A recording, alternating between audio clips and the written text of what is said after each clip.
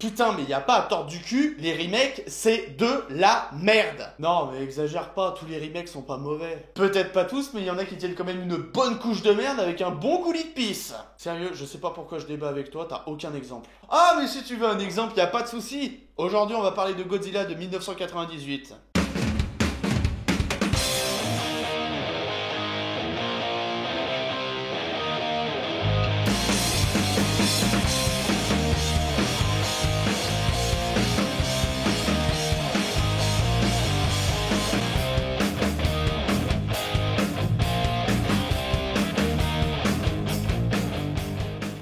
Donc, Godzilla est un film américain réalisé en 1998 par Roland Emmerich, un réalisateur notamment connu pour avoir réalisé des films catastrophes comme Independence Day ou Le jour d'après. Le film raconte l'histoire de Nick Tatopoulos, un scientifique spécialisé dans les mutations dues aux radiations, incarné par Matthew Broderick, qui a été recruté par l'armée américaine pour les aider à traquer une créature géante nommée Godzilla.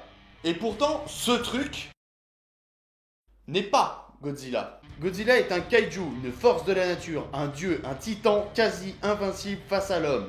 En effet, dans le film de 1954, c'est-à-dire le film original, Gojira ou Godzilla est comparé à une bombe atomique pendant tout le film, car les dégâts qu'il cause sont très importants et surtout il y a une contamination radioactive assez conséquente qui fait écho aux bombes d'Hiroshima et Nagasaki. Mais bien que la créature de Roland Emmerich soit née à cause des essais nucléaires qui ont eu lieu en Polynésie française, ce truc n'est pas un kaiju.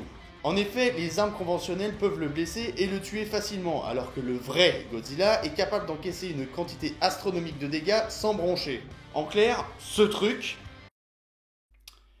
est un fragile. Oh mais arrête, c'est un remake, c'est normal qu'ils prennent des libertés sur l'original. En fait, faire un remake, c'est comme reprendre une recette de cuisine en y rajoutant ou en modifiant certains ingrédients. Tiens, par exemple, t'as envie de faire un gâteau au chocolat et tu décides de rajouter du caramel dedans. Et bah là, c'est le même principe. Le réalisateur a choisi de mettre sa touche personnelle dans le film. Ouais, sauf que quand tu remplaces ton chocolat par de la merde, bah t'obtiens un gâteau à la merde. Ce que je veux dire, c'est qu'il faut qu'un film ait sa propre identité, même si c'est un remake, parce que sinon c'est juste une copie sans réelle utilité. Donc bien évidemment, le réalisateur doit prendre des libertés sur le film original. Que ce Godzilla ait un design ou une origine différente, pourquoi pas? Qu'il n'ait pas de souffle atomique, pourquoi pas? Qu'il puisse être blessé ou tué facilement, nique ta mère! Parce que ça veut dire que ce truc n'est pas un kaiju et encore moins Godzilla. C'est juste un... Putain, c'est quoi le mot? C'est juste un... He's just an animal. Même le film le dit! Vous auriez appelé ce film Grosse bébête qui se balade à New York, là je n'aurais rien dit. Mais vous l'avez appelé Godzilla. Sérieusement, si je faisais un remake d'Alien qui s'appelle Alien, où j'enlève le fait que les xénomorphes se reproduisent grâce à des hôtes, est-ce que le film serait un film alien? Non, parce que ça enlève la caractéristique principale des xénomorphes. Et c'est pareil avec ce film, il enlève la caractéristique principale de Godzilla. Oui, mais tu comprends pas, c'est pour rendre un hommage au film de Godzilla de 1954. Et mes couilles sur ton front, ce serait un bel hommage ça? Parce qu'il faut être quand même sacré con pour penser que ce film est un hommage à ce film. Parce que d'une, on sent très clairement que c'est juste pour attirer les fans du monstre. De deux, ça a déçu ses fans, et pour le coup c'est complètement compréhensible. Et de trois, la Toho, la société japonaise qui détient les droits de Godzilla, a renommé la créature Zilla. Pourquoi? Parce que cette créature n'est pas un dieu. Sérieusement, Cloverfield, un found footage sorti en 2008, est un bien meilleur hommage au film de kaiju que ce film-là. Et un bien meilleur film tout court d'ailleurs. Oh mais exagère pas, le film est pas si désagréable que ça à regarder quand même. Certes, la mise en scène est simpliste, la réalisation casse pas des briques et le scénario est très léger, mais franchement, comme divertissement, ça se regarde. Ah bah si c'est un divertissement alors c'est bon, on remballe le matos, on arrête la critique et j'arrête de perdre mon temps là-dedans. Non mais il faudrait peut-être pas oublier que c'est peut-être un divertissement, mais il n'empêche que ça reste un film. Et que comme tous les films, il a des défauts, à commencer par les personnages. En effet, sans grande surprise, les personnages de ce film sont des archétypes ou des stéréotypes. Et ce qui est génial avec ce film, c'est que je vais pouvoir vous expliquer la différence entre un archétype et un stéréotype. Un archétype est un modèle simple représentant des clichés ou des généralités reconnus entre guillemets universellement. Au cinéma, quand on parle d'archétype, on parle souvent de personnages, mais ça peut être aussi le cas tout simplement de situations. Dans Zilla par exemple, oui, en fait j'ai décidé de l'appeler comme ça. parce que je trouve aussi que ça lui va bien comme nom. Donc dans ce dit-là, les personnages archétypes sont nombreux. On a le journaliste connard prêt à tout pour faire un scoop, ou encore le maire qui en plus de ressembler au gars dans là-haut, est un homme politique gros, égoïste et inutile. Quoi, c'est peut-être pas un archétype ça. Après, qu'un personnage soit un archétype, c'est pas forcément un problème, s'il a ne serait-ce qu'un soupçon de personnalité. Mais bon, faut vous en douter, dans le film, c'est pas trop le cas. Quant au stéréotype, eh ben, c'est la même chose, sauf qu'à l'inverse de l'archétype, il n'est pas reconnu comme universel. Et ce qui est génial avec ce film, c'est qu'il met en scène des stéréotypes qui, j'en suis sûr, vont vous parler. En effet, dans ce film, il y a des Français, dont notre cher Jean Reno national, car en effet, Zilla est né à cause des essais nucléaires français qui ont eu lieu en Polynésie française sous le gouvernement Chirac. Et ce sont des stéréotypes car ils ne savent pas conduire de voiture.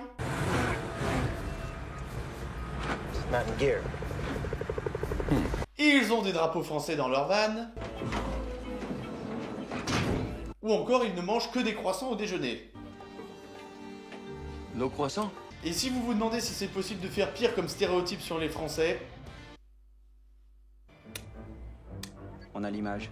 Tu peux dégager maintenant, Jean-Luc. On a un signal, monsieur. Oui, Jean-Philippe Jean-Pierre. Je ne ferai absolument aucun commentaire là-dessus car je risquerais de choper un ulcère tellement ça m'énerve.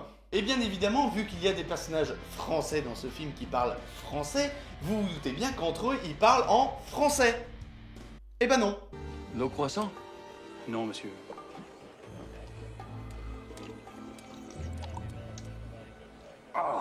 You call this coffee? I call this America. Ah oui, et tant qu'à parler d'incohérence, à tous ceux qui disent qu'une fille en talons aiguilles ne peut pas distancer un tyrannosaure, je leur répondrai que c'est 1000 fois plus probable que de distancer un lézard de 40 mètres de haut. Parce que je suis désolé, mais ça ça, c'est pas possible à moins de s'appeler Flash ou Quicksilver. Et d'ailleurs, tant qu'on est à parler de Jurassic Park, je soupçonne très fortement ce film de non seulement surfer sur le succès de la licence Godzilla, mais également de surfer sur le succès de la saga Jurassic Park. Ah non, là par contre je suis pas d'accord, ça c'est que pure spéculation, tu n'as absolument aucune preuve de ce que tu avances. Alors d'une, cher ami, j'ai dit je soupçonne, et de deux, peut-être que je n'ai pas de preuves, mais en tout cas, il y a 3 éléments qui font que ces soupçons ne partent pas de nulle part. Premier élément, Zilla ressemble très fortement à un dinosaure. Alors, je sais que le Godzilla d'origine est inspiré de plusieurs dinosaures, notamment le T-Rex et le Stégosaure.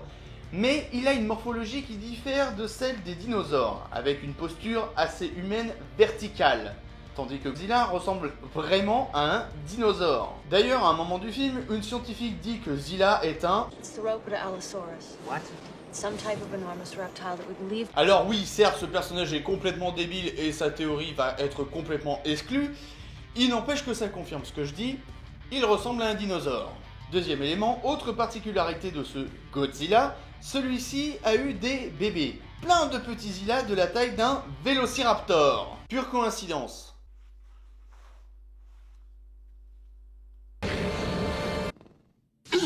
Coïncidence ? Ok d'accord, j'ai rien dit. Il me semblait. Et enfin, troisième élément.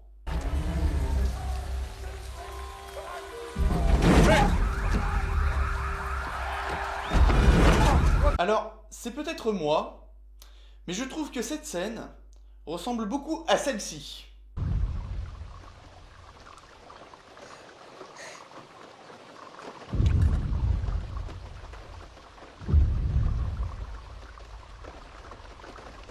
Non mais attends, qui te dit que c'est pas juste une référence ? Franchement, vu le film, j'en doute très fortement. Donc Zilla est certes un bon divertissement, je le reconnais si vous voulez, mais en tant que film et en tant que remake, il est mauvais. Il est mauvais d'une part en tant que film car il accumule un nombre assez élevé de défauts. Tenez, par exemple, je n'ai pas parlé du jeu des acteurs. Pour une raison qui est toute simple, c'est que les acteurs ne jouent pas dans ce film.